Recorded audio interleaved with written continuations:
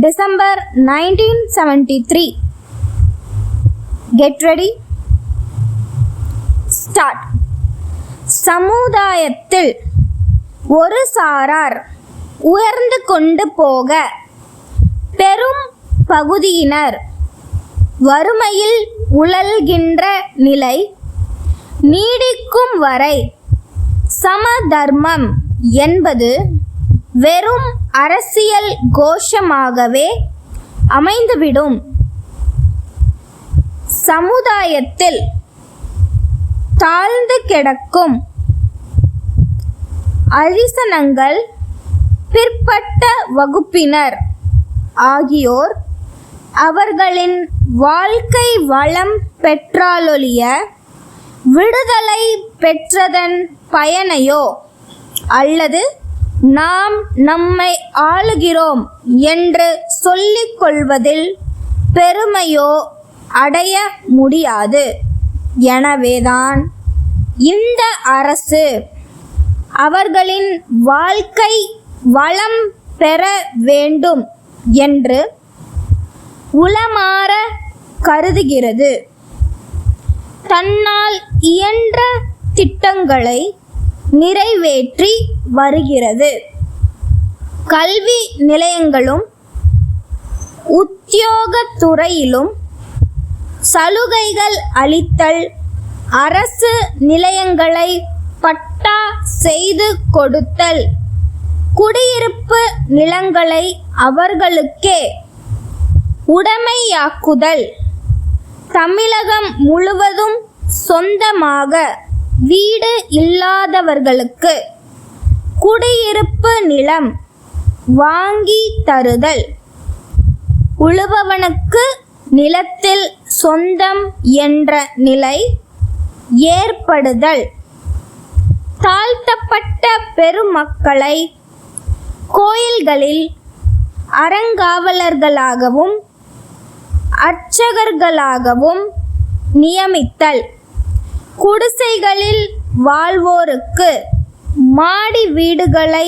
கட்டித்தருதல், பிச்சைக்காரர்களுக்கு மறுவாழ்வு அளித்தல், கண்ணொளி வழங்கல், கை ரிக்ஷாக்களை ஒழித்தல், இவையெல்லாம் அவர்கள் வாழ்க்கையில் முன்னேற இந்த அரசு அமைத்து தரும் படிக்கட்டுகள்.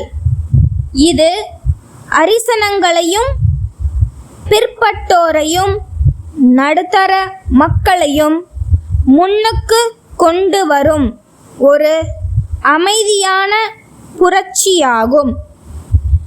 காழ்ப்புணர்ச்சியற்று நடுநிலைமையோடு நோக்கும் எவருக்கும் இந்த அரசின் சாதனைகள் விளங்கும். எந்த திட்டங்களை நிறைவேற்றுவதானாலும் அரசு அலுவலர்களின் ஒத்துழைப்பு தேவைப்படுகிறது. அவர்கள் ஊக்கமின்றி செயல்படுவார்களே ஆனால் எந்த திட்டமும் சரிவர நிறைவேறாது. அரசு அமல்படுத்தும் எந்த வேலையானாலும் அவர்கள் அக்கறை காட்டுகிறார்கள். சென்ற ஆண்டு இறுதியில் ஏற்பட்ட வெள்ளத்தின் போது மாவட்ட நிர்வாகத்தினரும் அரசின் உயர்தர அதிகாரிகளும் விரைந்து செயல்பட்டதை பாராட்டாமல் இருக்க முடியாது. ஆகவேதான் தமிழ்நாடு நிர்வாகம் இந்தியாவிலேயே தலை சிறந்த நிர்வாகம் என்று போற்றப்படுகிறது. நிர்வாக திறமை சற்றும் குறைந்து விடவில்லை என்று நாம் உறுதியாக கூற இயலும். குறைந்து விட்டது என்று கூறுவது அரசியல் நோக்கத்துடன் என்பது நடுநிலையாளர்கள் அனைவருக்கும் புரியும். உணவு உற்பத்தியில் நாம் தன்னிறைவு பெற்று விளங்குகிறோம். உணவுப் பொருட்கள் கிடைக்கவில்லை என்ற நிலை இல்லை. பொது மேலாளர், வாசு கூட்டமைப்பு, மின் சாமான் விற்பனையாளர்கள், மண்ணடி, சென்னை அவர்களிடமிருந்து திரு க. உலகநாதன், மாவு மில் உரிமையாளர், கடைத்தெரு, சேலம் அவர்களுக்கு நாள் 9 செப்டம்பர் 1973. அன்புடையீர், தங்களின் கடிதம் கிடைத்தது. அரிசி மில், மாவு மில் போன்ற சிறு தொழில் நிறுவனங்களில் இயங்கும் மின்சார மோட்டார்கள் எங்களிடம் சிறந்த நிலையில் குறைந்த விலையில் கிடைக்கும். வாடிக்கையாளர்களின் நலனை மனதில் கொண்டு நாங்கள் சில தனிப்பட்ட வசதிகளையும் செய்து கொடுக்கின்றோம். பிரச்சார வண்டிகள் மூலம் பல இடங்களுக்கு சென்று வேண்டிய ஆலோசனைகளை கூறுகிறோம்.